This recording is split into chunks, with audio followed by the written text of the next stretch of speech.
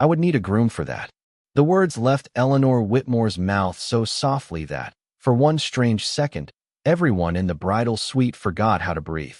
Before we go any further, tell me this. Where in the world are you watching this video from? And what time is it where you are right now? Because somewhere, while you are hearing this, there is a person standing in a room full of people, wearing a smile that looks expensive, hiding a pain no one has paid enough attention to notice.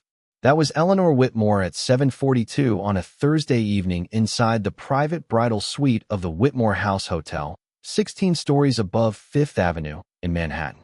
Around her, the room glittered with soft gold lamps, white roses, champagne flutes nobody had touched, and mirrors tall enough to make every insecurity look twice as real. She stood in the center of it all wearing an ivory wedding dress worth more than most cars, her dark blonde hair pinned carefully at the back of her neck, her chin lifted in the practiced way of a woman who had built an empire out of never letting people see her flinch. To the stylists, assistants, investors, and family board members watching from the edges of the room, Eleanor looked perfect. Cold, maybe. Untouchable, certainly. But perfect. Only Malcolm Reed noticed her left hand. It was barely trembling. Malcolm was not supposed to be looking at her hand. He was not supposed to be noticed at all. He was the man in the charcoal work shirt kneeling near the edge of the raised platform, tightening a loose oak step with a small screwdriver he kept in his back pocket.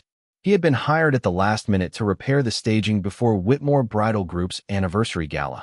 And in places like this, men like Malcolm understood the rules without anyone needing to explain them. Fix what is broken. Keep your voice low. Do not make people uncomfortable by reminding them you are there. His 8-year-old daughter, Sophie, sat cross-legged near a velvet chair with a sketchbook in her lap, coloring a wedding dress with a blue pencil because, as she had told him that morning, white dresses look lonely without a little sky in them. Malcolm had smiled when she said it, but the words had stayed with him. A lot of things stayed with him since Alicia died. Small sentences, certain songs, the smell of lavender soap, the way Sophie still drew wedding dresses because the only photograph she had of her mother looking truly young and unafraid was the one on Malcolm's dresser, Alicia laughing in a second-hand gown outside a courthouse in Brooklyn. Malcolm turned the final screw and pressed his palm against the step. Solid now. Safe. That was what he trusted. Wood, weight, balance, pressure. Things either held or they didn't. People were harder. Behind him, someone whispered, "Careful with the train." Eleanor stepped down from the fitting platform, the long hem of the gown sliding behind her like spilled moonlight. Then the fabric caught on a tiny exposed brass nail at the corner of the repaired riser. The room tensed. One stylist gasped. Another reached too late. Eleanor stopped moving, her face still calm, but Malcolm saw the quick flash in her eyes. Not irritation, not vanity, something closer to panic. The dress had trapped her in place. It was a small thing, almost nothing, but sometimes a small thing can touch the exact bruise a person has spent years protecting. Malcolm stood slowly, making sure both his hands were visible. "Ma'am," he said, his voice quiet, the fabric's caught. "Don't pull. It'll tear." Eleanor looked down at him, then at the half-dozen people suddenly too nervous to move. "Then I suppose everyone can stop staring and let the man fix it," she said. No one laughed. Malcolm crouched, careful not to brush against her, and worked the delicate lace free one thread at a time. Sophie watched with wide eyes, her pencil frozen above the page. When the last loop slipped loose, the dress fell cleanly back into place. Malcolm stepped away at once, respectful, almost formal. Eleanor looked at herself in the mirror again, and for the first time that evening, the mask slipped just enough for him to see the woman under the CEO. She looked beautiful, yes, but not happy. Like a bride standing at the altar of something she never chose. Malcolm should have said nothing. He knew that. But Sophie, still staring at Eleanor as if she had walked out of one of her drawings, whispered, "Daddy, she looks like the kind of lady who should have flowers in both hands." A small, unexpected warmth moved through the room. Malcolm glanced at his daughter, then back at Eleanor, and with the harmless softness of a father trying to ease a child's wonder, he said, "You'd make a great bride." The silence came down instantly. A makeup artist lowered her brush. Camille Brooks, Eleanor's communications director, looked as if someone had dropped red wine on a white carpet. From near the doorway, Preston Vale, Eleanor's former fiancé and current investor, lifted his eyes from his phone with a thin smile that had no kindness in it. Malcolm felt the room change around him, felt every polished person inside it remember what he was wearing, what he did for work, what side of the room he belonged on. He regretted the sentence before it finished breathing. "I apologize," he said. "That was out of line." But Eleanor did not look offended. She looked at him through the mirror, studying not the joke, but the man who had made it without wanting anything from her. Then she smiled, faintly, dangerously, like someone opening a door she had sworn never to touch again. "I would need a groom for that," she said. The words were gentle, but their effect was not. Camille went pale. Preston's smile disappeared. Malcolm stood very still. Because what nobody in that room knew was that Eleanor Whitmore had 48 hours to appear before her family board with a fiancé, or lose control of the company her mother had built stitch by stitch before she died. And Malcolm Reed, a widowed black single father with sawdust on his sleeves and his daughter's crayons in his jacket pocket, had just become the first man in years to make her say the word groom without sounding like it hurt. Malcolm did not answer Eleanor right away. He only gave her a respectful nod, the kind a man gives when he knows a room is waiting to decide whether he belongs in the joke or beneath it. Then he picked up his screwdriver, checked the repaired step one last time, and turned toward Sophie. His daughter was still sitting near the velvet chair, with her sketchbook open across her knees, blue pencil in hand, watching the adults as if they had started speaking a language children were not supposed to understand. "Daddy," she whispered, "did I make everyone quiet?" Malcolm crossed to her slowly and crouched so his eyes were level with hers. "No, baby. You saw something beautiful and said so. That is not a mistake." Across the suite, Eleanor heard him. She was standing before the mirror while a stylist adjusted the ivory lace at her shoulder, but her eyes lowered for half a second, as if Malcolm had answered a question she had never asked out loud. Camille Brooks stepped forward before the silence could soften into anything dangerous. "Mr. Reed, thank you for your work. Accounting will process your payment." It was not rude enough to challenge, but it was clear enough to understand. Malcolm had spent most of his life hearing doors close in polite voices. He gathered his tools, helped Sophie slide her sketchbook into her backpack, and led her into the service hallway where the lights turned colder and the roses disappeared. The air smelled of linen carts, floor cleaner, and coffee gone stale in a paper cup. It felt more honest than the suite behind them. Earlier that morning, before the dress, before Eleanor's strange smile, before Preston Vale's eyes followed him like a warning, Malcolm had woken at 5:15 in their small Queens apartment with the radiator knocking and Sophie asleep on the couch under Alicia's old quilt. The kitchen was warm but worn, the kind of place where every chair had been repaired twice and every bill on the counter had a story attached to it. Malcolm packed Sophie's lunch, ironed her school blouse, and tried not to look too long at the broken walnut music box on the shelf by the window. Alicia had kept buttons, thread, and small fabric scraps inside it when she was alive.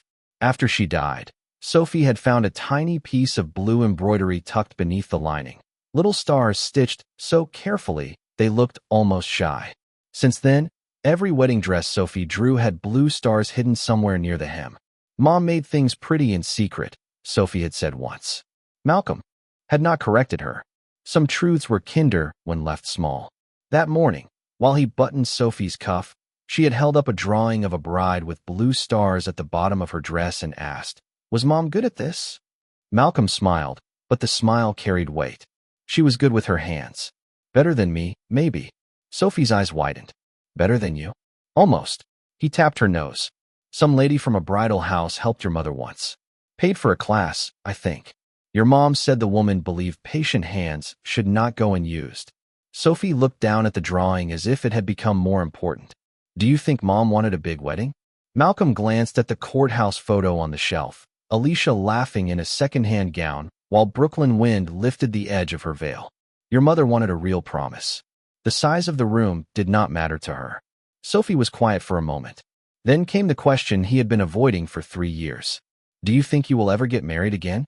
Malcolm turned the iron upright and unplugged it, buying himself 2 seconds he did not want Sophie to notice. He was not afraid of love because he was weak. He was afraid because Sophie loved with her whole chest, and he knew what it looked like when a child waited for someone who would never come home again. He knelt in front of her. Love is not something you invite in just because the house feels empty, he said. If someone ever comes into our life, they have to know how to stay when things get hard. Sophie touched the frame of Alicia's photo. Like you stayed with me? His voice softened. Exactly like that. Now, hours later, walking beside him through the service corridor of Whitmore House, Sophie slipped her small hand into his. Daddy, she asked. Why did Miss Whitmore sound sad when she said Groom? Malcolm looked toward the red exit sign at the end of the hall, then back at his daughter. Because sometimes people joke about the thing that hurts them most. And behind them, in the bridal suite full of mirrors and white flowers, Eleanor Whitmore stood very still while strangers adjusted the perfect dress around her, touching the bare place on her finger where an engagement ring used to be. The ring had been gone for 3 years, but Eleanor's fingers still remembered its weight. That was the strange cruelty of certain promises. They could leave your life and still press against your skin as if they had a legal right to remain there. She stood in the center of the bridal suite while 2 stylists adjusted the lace at her waist, but her mind was no longer in the room. It had gone back to the morning Preston Vale walked away from her, 6 hours before their wedding, leaving a handwritten note on a marble vanity and a house full of white flowers already paid for. He had not shouted. Preston rarely raised his voice. He had simply decided that marrying Eleanor no longer served him, then dressed the decision in polite language about timing, pressure, and business complications. By sunset that day, half of Manhattan knew. By Monday, gossip columns had softened the wound into entertainment. Eleanor had smiled through every photograph afterward because that was what Whitmore women were trained to do. They did not collapse in public. They did not beg to be chosen. They turned grief into schedule changes and walked into boardrooms wearing lipstick that made people forget to ask whether they had slept. But the company had never fully recovered from the scandal, not because brides stopped buying dresses, but because investors began smelling weakness. Whitmore Bridal Group had been her mother's dream before it became a business. Marion Whitmore had started with one sewing machine in a rented room in Brooklyn, making gowns for women who wanted beauty without being treated like walking credit cards. She used to tell Eleanor that a wedding dress was not supposed to make a woman look expensive. It was supposed to make her feel remembered. After Marion died, Eleanor had sworn to protect that belief. Then her father remarried, the family trust shifted, and suddenly the company her mother built became an asset men in clean suits discussed as if it were a building with bad plumbing. The clause was buried on page 42 of the Whitmore Family Continuity Agreement, a document Eleanor had signed at 27 without reading. Closely enough because her mother was sick and the lawyers said it was just procedure. If the sitting chief executive failed to demonstrate stable family succession by the company's 50th anniversary review, voting control could revert to the trust committee. In ordinary language, it meant this. In 48 hours, Eleanor had to stand before the board and prove she represented continuity, not instability. Preston knew it. Of course he knew it. He had helped structure the last financing round. That was why he was there now, leaning against the doorway of the bridal suite as if he had not once abandoned her in front of 200 guests. He wore a navy suit, no tie, one hand in his pocket, the mild smile of a man who never entered a room unless he already knew where the exits were. You handled that charmingly, he said after Malcolm and Sophie disappeared down the service corridor. Camille gave him a warning glance, but Preston ignored her. The carpenter, I mean. Very democratic of you. Eleanor looked at him through the mirror. Do not start. I am not starting anything. I am observing. You have a gift for attracting sympathy at inconvenient moments. A stylist froze with a pin between her fingers. Eleanor lifted one hand, dismissing the staff with a look gentle enough to spare their dignity and firm enough to empty the room. Camille stayed.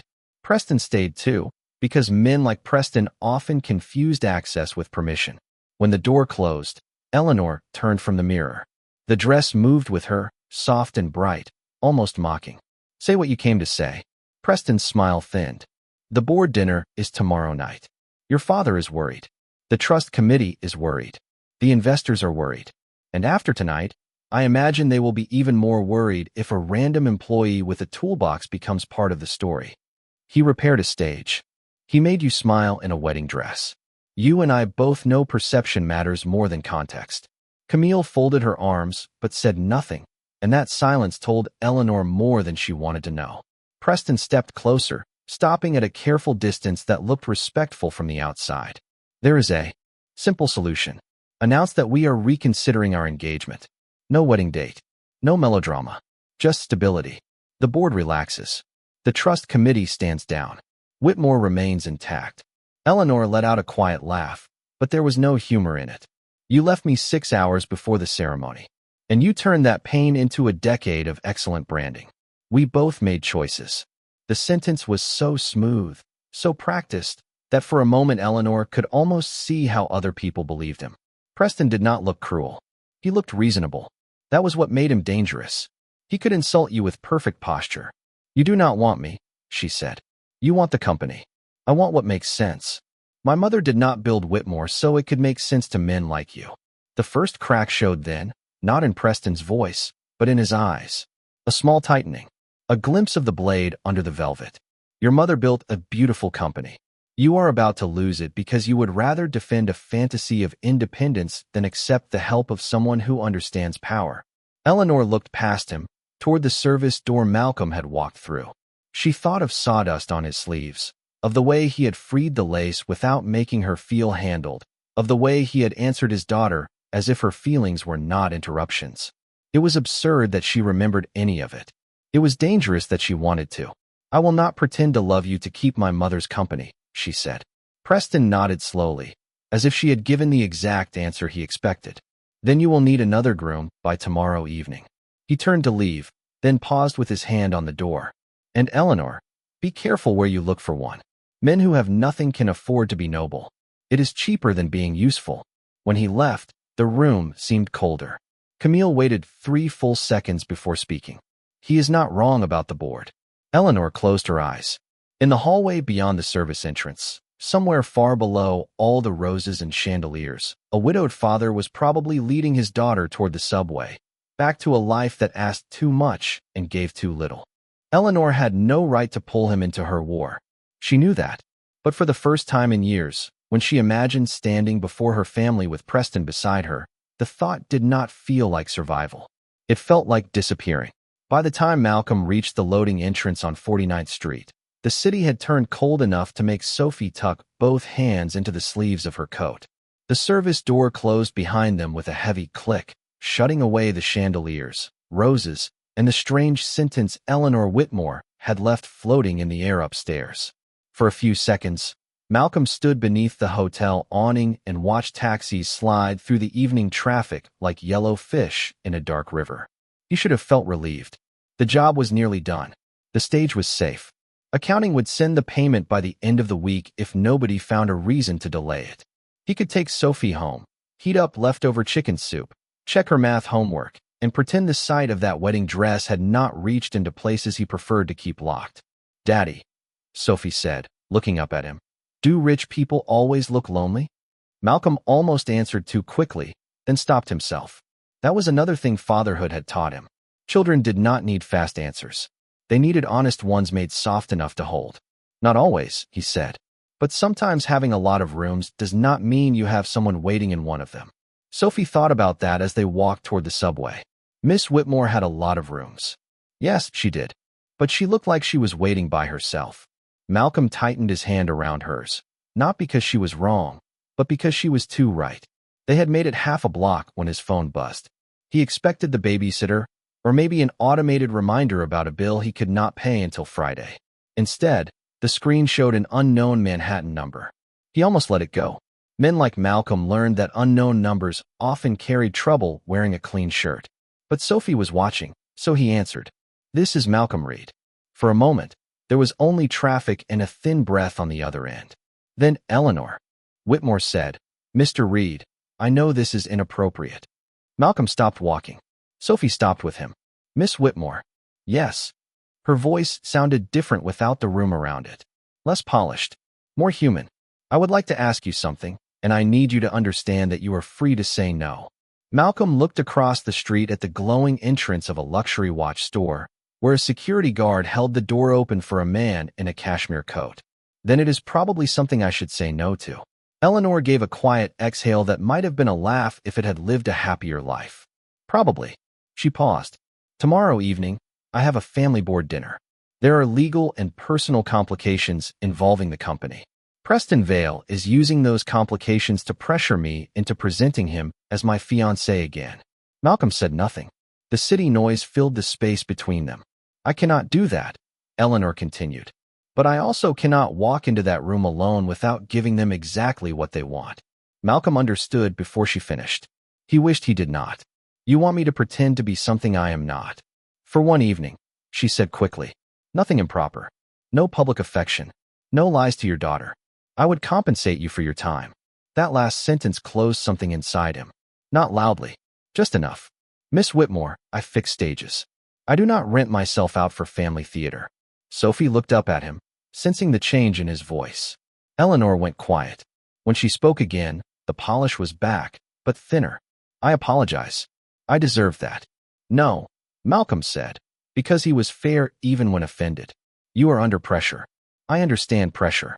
But my daughter is standing beside me.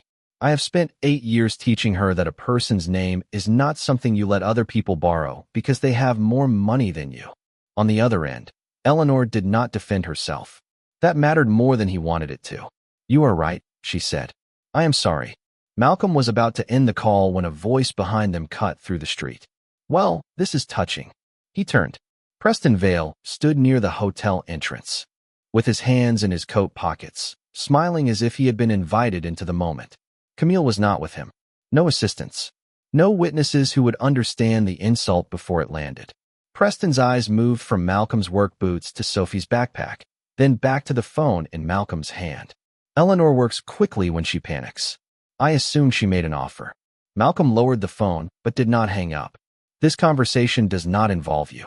Preston smiled wider. Actually, everything involving Eleanor involves me until the board decides otherwise. Sophie stepped a little closer to her father. Preston noticed and softened his tone in the false way powerful men used when children were present. Do not worry, sweetheart. Your father is just being considered for a temporary role.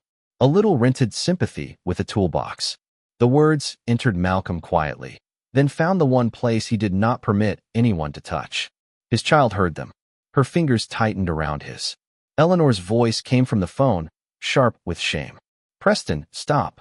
But Malcolm was no longer looking at the phone. He was looking at the man who had managed to insult 3 people in one sentence without raising his voice.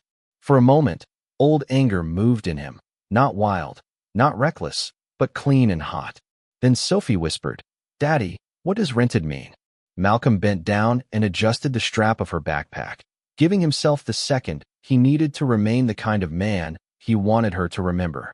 It means some people think everything can be bought, he said. Then he stood and looked at Preston. But they are usually the cheapest thing in the room. Preston's smile faded. Malcolm lifted the phone again. Miss Whitmore, I will not be your groom. Not fake. Not paid. Not for a story that teaches my daughter the wrong lesson. Eleanor said nothing, but he could hear her breathing. But if you need one evening where that man cannot hand you back to himself like property, I will stand beside you as a witness. No romance. No performance. No money beyond the wages I already earned. And Sophie hears the truth before anyone else does. The silence that followed was not empty. It was the sound of Eleanor realizing that help could arrive without a hook in it. All right, she said softly. The truth, then. Malcolm looked down at Sophie. Baby, we are going to have one very strange dinner tomorrow. Sophie looked from Preston to the hotel doors, then back at her father. Do I have to wear my church shoes? For the first time that night, Malcolm smiled. Yes, he said. And so do I. The next evening, Malcolm spent 20 minutes trying to make his old church shoes look like they had not already survived every hard room he had ever walked into. He polished them at the kitchen table while Sophie sat across from him in her navy dress, her sketchbook beside her plate, and a blue crayon tucked behind one ear. The apartment smelled like shoe polish, cornbread, and the old radiator knocking against the February cold. So we are not pretending Miss Whitmore is your girlfriend, Sophie said carefully. Malcolm looked up from the shoe. No, ma'am. And you are not pretending to be her groom. No, then what are we doing? Malcolm set the cloth down and gave her the truth in words an 8-year-old could carry. We are standing beside someone while she tells people no. That is all. Nobody gets to borrow our name for a lie, and nobody gets to use you to make a story look sweeter. Sophie nodded slowly, as if filing that away somewhere important. At 7:30, the town car Eleanor sent pulled up outside their Queens building, and Malcolm almost refused it on principle until he saw Sophie trying not to smile at the sight of the driver opening the door. 40 minutes later, they stepped out on the top floor of Whitmore House, where Eleanor was waiting near the elevator in a cream suit with her hands folded so tightly Malcolm noticed the pressure in her knuckles. "Thank you for coming," she said. "We agreed on the truth," Malcolm answered. Eleanor looked at Sophie. "And you brought your sketchbook." Sophie hugged it to her chest. "Dinner with grown-ups needs backup." Eleanor smiled, but the smile faded when the private dining room doors opened. Inside, Charles Whitmore sat at the head of the long table, tired and uncertain. Vivian Whitmore sat beside him, wearing pearls and a pleasant expression polished smooth enough to hide the blade beneath it. Two board members watched Malcolm the way people watched whether they had not expected. Preston stood by the window, calm as ever, not because he felt no anger, but because he had already decided how to use the room. Eleanor introduced Malcolm as a friend and a witness to the situation, not an employee, not a fiancé, and not a replacement for anyone. Preston repeated the word witness softly, making it sound like an accusation. Dinner began with silverware, wine, and questions that were too polite to be honest. Vivian asked where Malcolm lived, whether staging work was reliable, and how difficult it must be to manage all of this as a single father. Malcolm answered each question without shrinking. Queens. Carpentry, restoration, event staging. Difficult sometimes, but never a burden. Then one of the board members glanced at Sophie's sketchbook and said, with a smile meant for the adults, "Do arrangements like this usually include the child, or is that part of the emotional appeal?" Sophie's fingers closed around her crayon. Eleanor went pale. Malcolm did not move quickly. He placed his fork down, folded his hands, and looked at the man with a calm that made the table quieter than anger would have. "My daughter is not part of an arrangement," he said. "She is not decoration, strategy, or emotional appeal. She is here because I am her father, and I do not step into strange rooms without telling her the truth about why." The board member looked away first. Eleanor looked down at her plate, shame rising in her face because Malcolm had not raised his voice, and somehow that made her guilt heavier. Preston leaned forward just enough to reclaim control. "No one is insulting your daughter, Mr. Reed. We are simply trying to understand why Eleanor would involve a man she barely knows in a matter of corporate continuity. It raises questions about judgment." There it was, Malcolm realized. Preston was not only looking down on him. He was building a case. Every awkward glance, every uncomfortable silence, every difference between Malcolm's worn suit and the room's old money was being arranged to prove Eleanor was unstable, sentimental, too easily moved by a hard-working widower and a child with crayons. Sophie looked at Eleanor and asked softly, "Do chief executive officers get lonely too?" The question landed where Preston's careful words could not. Eleanor swallowed. "Yes," she said. "Sometimes they do." Preston's jaw tightened. Touching. But legacy cannot be managed by loneliness. Malcolm looked at the table, then at Eleanor, sitting among people who kept calling her future a business matter while treating her heart like an inconvenience. "A stage is only temporary if nobody builds it to hold weight," he said. "And a wedding dress does not mean much if the person wearing it feels trapped." Charles Whitmore went still. Eleanor looked down at her bare hand, as if an old ring had suddenly become heavy again. Preston's eyes narrowed, because Malcolm had touched the one truth his plan depended on keeping unnamed. Beside him, Sophie leaned close and whispered, "That was the right answer, Daddy." The dinner did not end with shouting. Rooms like that rarely did. The people inside them had too much money to raise their voices and too much practice making cruelty sound like concern. Vivian Whitmore complimented Sophie's dress with the expression of a woman evaluating fabric. Charles Whitmore asked Malcolm whether carpentry was steady enough these days, then looked relieved when a waiter interrupted with coffee. Preston said almost nothing after Malcolm's answer about the wedding dress, but his silence had weight. He smiled at the right moments. He let Eleanor speak. He even thanked Malcolm for joining them when the evening ended, as if kindness were a receipt he could later produce in court. But when Malcolm and Sophie stepped out of the elevator into the lobby at 9:53, Malcolm felt the storm gathering behind them. He had lived long enough to know when a man had been embarrassed in public and decided to turn the bill over to someone else. Eleanor walked them to the side entrance herself, despite Camille's visible discomfort.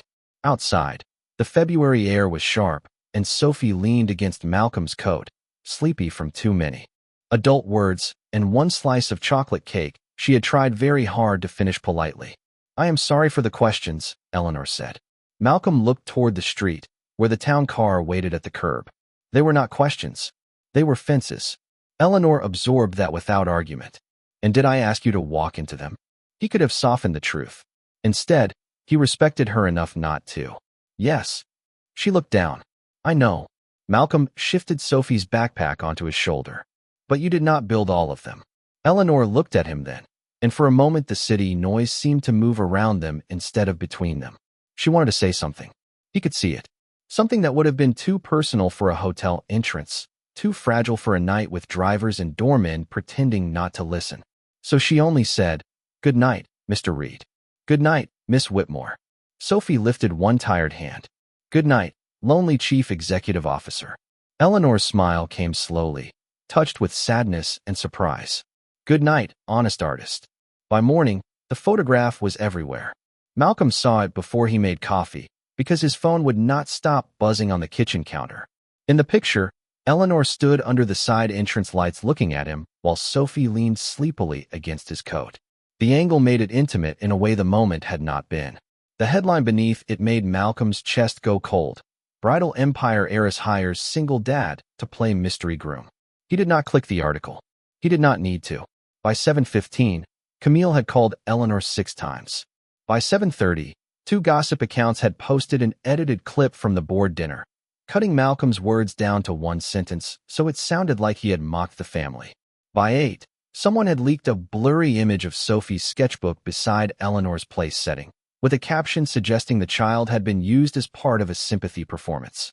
That was when Malcolm stopped being calm. Not outwardly.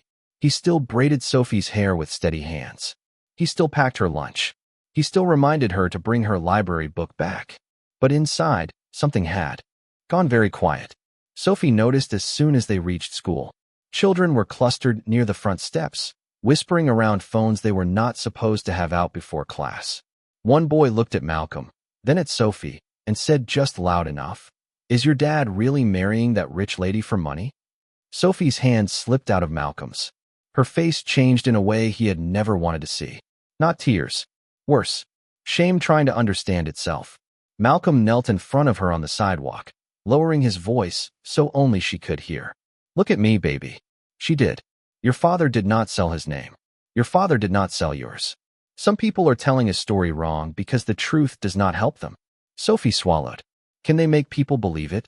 Malcolm looked at the school doors, at the parents pretending not to stare, at the child who had inherited her mother's eyes and his burden of being watched too closely. "Sometimes," he said. "For a while. Then what do we do?" He brushed a loose braid from her cheek. "We tell the truth and stand still while it catches up." Across Manhattan, Eleanor stood in her office with the same article glowing on the wall screen, while Camille paced in front of her desk. "We deny everything," Camille said. "We say he was a contractor who behaved inappropriately, and we distance you from him before the gala tomorrow night." Eleanor turned slowly. "No," Camille stared at her. "Eleanor, the board is already calling an emergency session.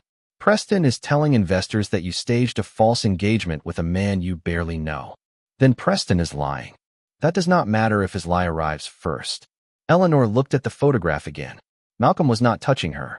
He was not performing. He was standing beside his daughter like a man whose whole life had taught him to protect what was precious without making a scene. And she had pulled that protection into her world, where people sharpened rumors like knives and called them strategy.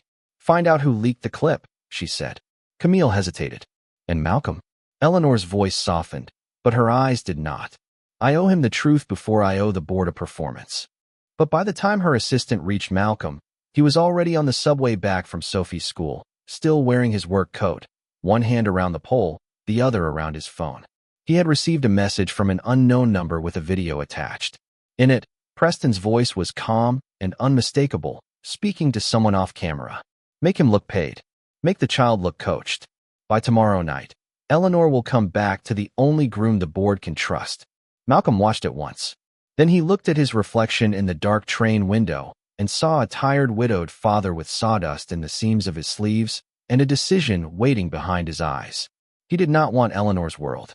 He did not want its money, its cameras, or its polished rooms. But his daughter had been made part of a lie, and that meant walking away was no longer the same thing as keeping peace. Malcolm watched the video twice on the subway before he let himself breathe. The first time, he heard Preston's voice and felt anger move through him like a match struck in a dark room. The second time, he heard Sophie inside the lie, not speaking, not present, but used all the same. Make him look paid. Make the child look coached. By tomorrow night, Eleanor will come back to the only groom the board can trust. Malcolm slipped the phone into his coat pocket and got off 2 stops early, not because he was lost, but because he needed the cold air to remind him who he was before he stepped into another room built to misunderstand him. He had not gone looking for Eleanor's world. He had only tried to stand beside the truth without letting it touch his daughter. Now the lie had reached her school steps, her backpack, the small place in her face where shame had tried to sit. That was enough. By the time Malcolm reached Whitmore House, snow was beginning to fall in soft, uncertain pieces over 49th Street. He entered through the service door with the video ready on his phone, intending to give it to Eleanor and leave before anyone could turn his presence into another headline. The security guard looked up from the desk, recognized him, and took half a second too long to press the visitor button. "Deliveries go downstairs," the guard said. Malcolm kept his voice even. "I am here to see Miss Whitmore." "I am sure you are." 2 hotel employees nearby went quiet. Malcolm felt the old weight of being measured before being heard, but he did not hand the man his temper.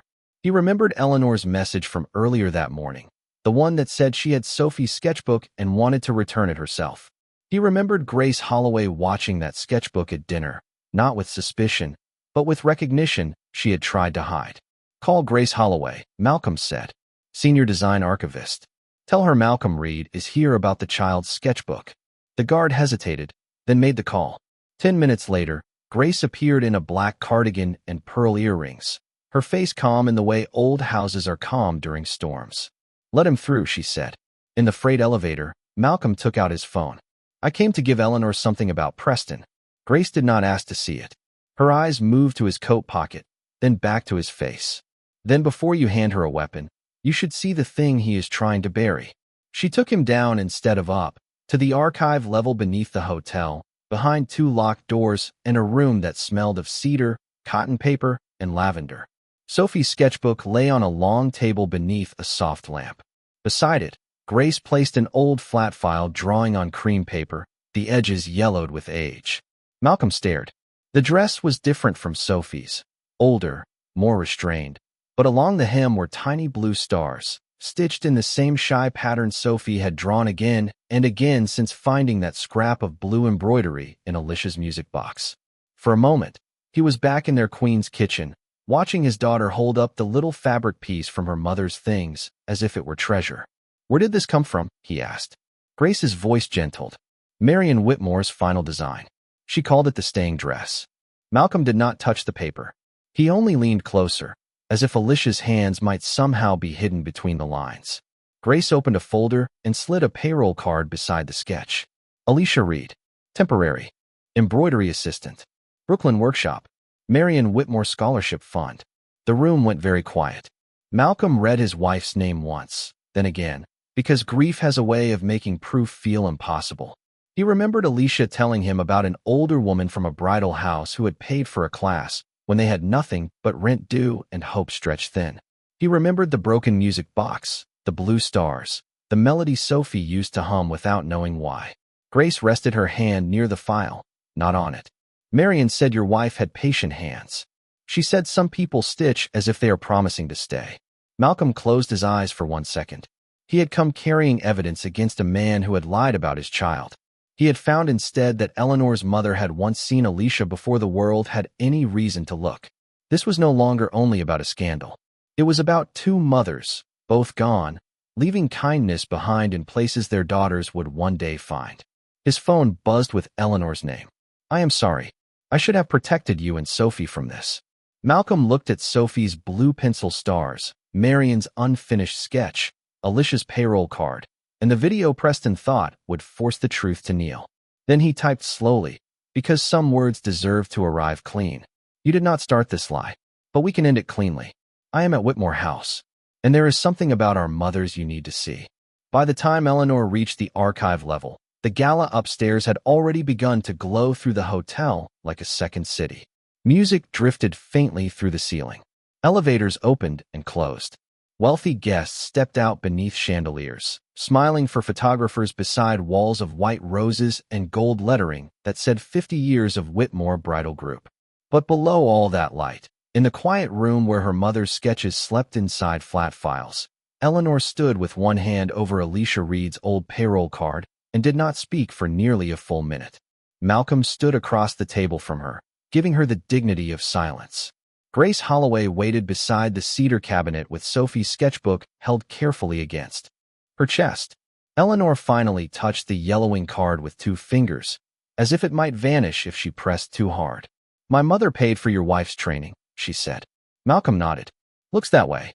Did Alicia ever tell you?" "She told me somebody helped her once. A woman who said patient hands should not go unused." Grace closed her eyes at that. "That was Marion." Eleanor looked at Sophie's drawing beside her mother's unfinished sketch. The blue pencil stars trembled slightly under her gaze, not because the paper moved, but because something inside Eleanor had. All these years, she had believed her mother left her a company to defend, a name to protect, a legacy to carry like a polished stone in her chest. But maybe Marion Whitmore had left something softer than that. Maybe the legacy was not lace, profit, or trust agreements. Maybe it was the habit of seeing people before the world priced them. Above them, applause rolled faintly across the ballroom floor. Camille appeared at the archive doorway, breathless and pale. "Eleanor, Preston is on stage with Charles. He is telling everyone there has been a misunderstanding and that you will be making a clarifying announcement with him." Eleanor looked at Malcolm. Malcolm took out his phone and placed it on the table. "Before you go up there, you need to hear this." He played the video once. Preston's voice filled the archive, calm and clean and unmistakable. "Make him look paid. Make the child look coached. By tomorrow night, Eleanor will come back to the only groom the board can trust." Camille covered her mouth with one hand. Grace's face hardened in a way that made her look 20 years younger. Eleanor did not cry. She did not gasp. She simply became very still, and Malcolm understood that kind of stillness. It was not weakness. It was a woman gathering every broken piece of herself and deciding none of them would be used against her again. "Who sent this to you?" she asked. "Unknown number." "The other person in the video?" "Not visible enough to identify." "Not yet." Camille stepped forward. "We can send it to legal. We can delay the announcement. We can say you are ill."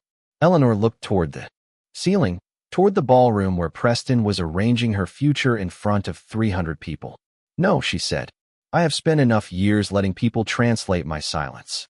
When Eleanor entered the ballroom 10 minutes later, the room changed before anyone knew why. She had removed the cream jacket and wore only the simple silk blouse beneath it, as if she had finally stopped dressing for battle and started dressing for herself. Malcolm walked several feet behind her with Sophie at his side, not as a groom, not as a prop, but as a father holding his daughter's hand in a room that had already tried to turn them into a rumor. Sophie carried her sketchbook against her chest. Grace followed with the old Marion Whitmore design protected in a black archival folder. On stage, Preston was smiling beside Charles Whitmore, one hand resting near the microphone. "Eleanor," he said warmly, "there you are. We were just about to help everyone understand the situation." Eleanor walked to the microphone and looked at him for a long second. "No, Preston, you were about to help yourself." A low murmur moved through the ballroom. Preston's smile held, but only because too many people were watching for him to drop it. Eleanor turned to the guests, the board, the investors, the editors, the brides, the old seamstresses who had worked for her mother and were seated near the back. Last night, a man and his daughter were pulled into a story they never agreed to tell. Their names were used. Their kindness was twisted. Their dignity was treated as something disposable because someone in this room believed money could buy the first version of the truth. Malcolm felt Sophie's hand tighten in his. Eleanor did not look back at them, and he was grateful. This was not a performance for him. It was a reckoning for herself. Camille connected Malcolm's phone to the ballroom audio. Preston's recorded voice came through the speakers, clear enough to make the room fall into a silence so complete that the clink of one dropped fork sounded enormous. Make him look paid. Make the child look coached. By tomorrow night, Eleanor will come back to the only groom the board can trust. Preston stepped toward the microphone. That is taken out of context. Grace's voice cut from below the stage, steady as a church bell. Then provide the context, Mr. Vale. He had none. Charles Whitmore looked at his daughter as if seeing, too late, the cost of his comfort. Eleanor opened the black folder and lifted Marion's unfinished sketch. My mother called this the staying dress. She designed it for the people who remain when the room becomes difficult. One of the young women who helped develop its embroidery was Alicia Reed, Malcolm's late wife. Years before any of us knew each other, my mother saw her talent and chose to support it. Sophie stepped forward and held up her drawing, the blue stars bright under the ballroom lights. A sound moved through the room, not shock exactly, but recognition. Eleanor looked at the board table. This company was not built to sell women the appearance of being chosen. It was built to honor the courage it takes to choose yourself, your family, and the people who stay. Then she turned to Preston. You asked me to prove continuity. Here it is. Not an engagement. Not a man's last name beside mine. Continuity is my mother's kindness reaching a widowed father's daughter 11 years later through a pencil drawing neither of them knew they shared. Preston's face had gone colorless beneath the lights. Eleanor looked back to the room. I do not need a groom to prove I am fit to lead Whitmore Bridal Group. But if there is a man in this room who reminded me what love should feel like, it is not the one trying to own my choices. It is the father who stood beside his child and told the truth when lying would have been easier. Malcolm lowered his eyes, not embarrassed, but humbled by the care with which she had said it. For once, nobody laughed at his suit, his job, his address, or the sawdust that still lived in the seams of his life.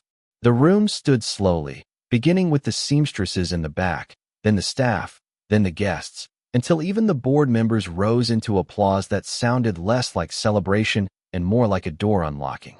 Sophie leaned into Malcolm's side and whispered, Daddy, did the truth catch up? Malcolm looked at Eleanor standing under the lights, no longer trapped by them, and squeezed his daughter's hand. Yes, baby, he said softly. It finally did. The applause did not fix everything.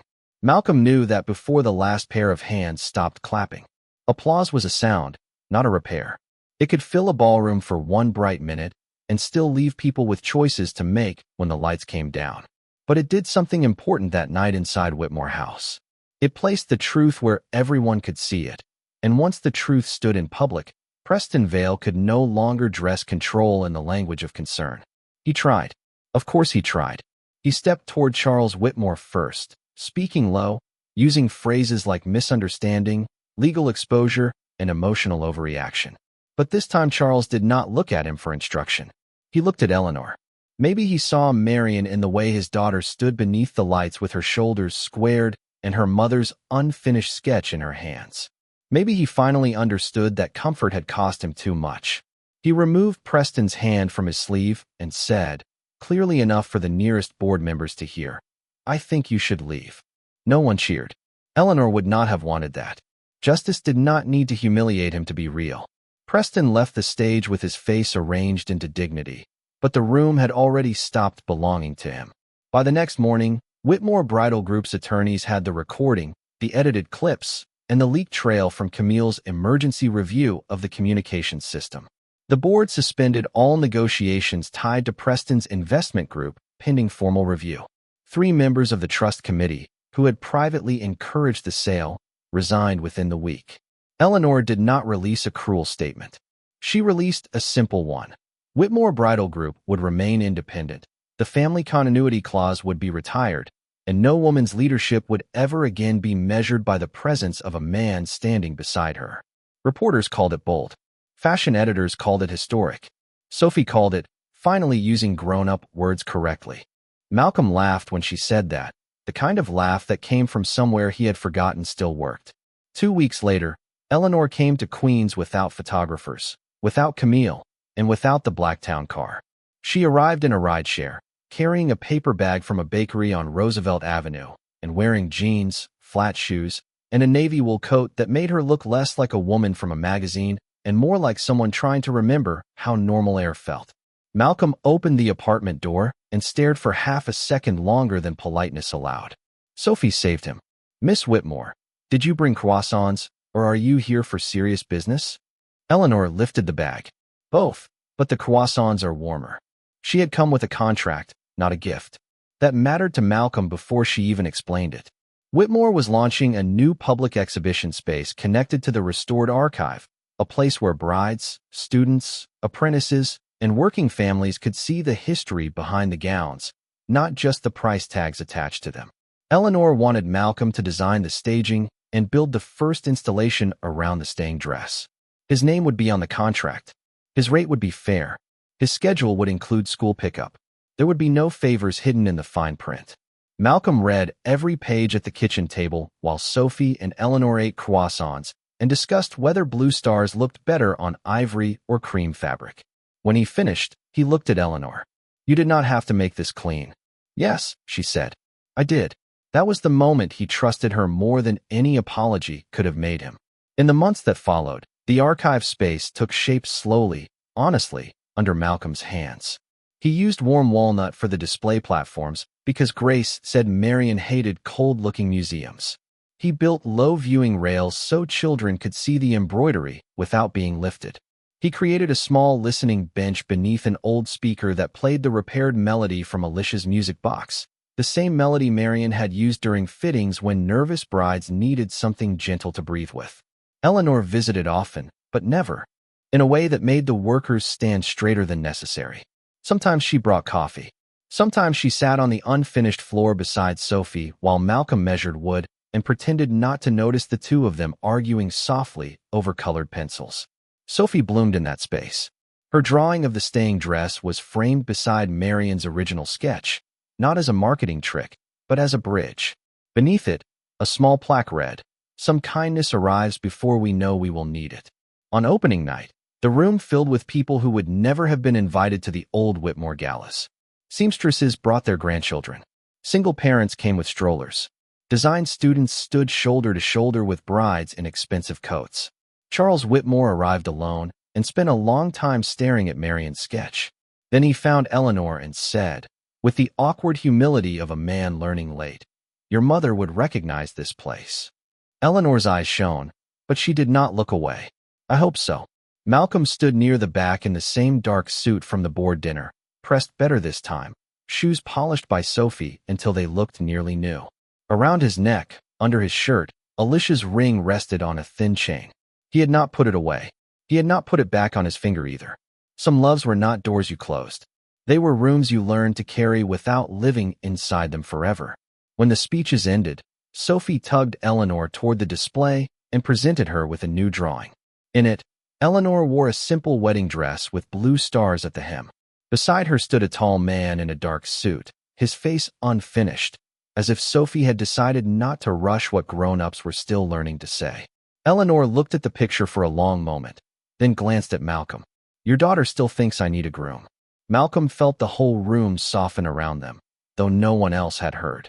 He looked at Sophie, who was pretending very badly not to listen, then back at Eleanor. "Maybe she just thinks you deserve someone who stays." Eleanor folded the drawing carefully against her heart. "And what do you think?" Malcolm did not answer. Quickly, he thought of Alicia laughing outside the Brooklyn courthouse, of bills spread across a queen's kitchen table, of Eleanor standing under ballroom lights refusing to disappear, of Sophie asking whether lonely chief executive officers got lonely too. Then he smiled, not like a man making a promise he could not keep, but like one willing to begin carefully. "I think real love does not need to rush to the altar," he said. "A real groom does not just stand there while the music plays. He stays after the chairs are folded, after the flowers fade, after the hard days start." Eleanor's smile was quiet, and this time it did not look expensive. It looked free. 1 year later, there was no headline announcing a fairy tale wedding, no staged photograph, no diamond ring used to prove a story to strangers. There was only a Saturday morning in Queens, a repaired music box playing softly on Malcolm's kitchen shelf, Sophie making pancakes that were almost round, and Eleanor at the table in one of Malcolm's old sweatshirts, reading the comics aloud in a dramatic voice that made Sophie laugh until she spilled orange juice. Malcolm stood at the stove, watching them, feeling the old grief and the new peace sit together inside him without fighting for space. He had not been rescued by wealth. Eleanor had not been saved by a man. They had simply found each other in the middle of a lie and chosen to build something true. And when Sophie looked up from her pancakes and asked, "So, is Miss Whitmore family now?" Malcolm looked at Eleanor, and Eleanor looked back with tears she did not hide.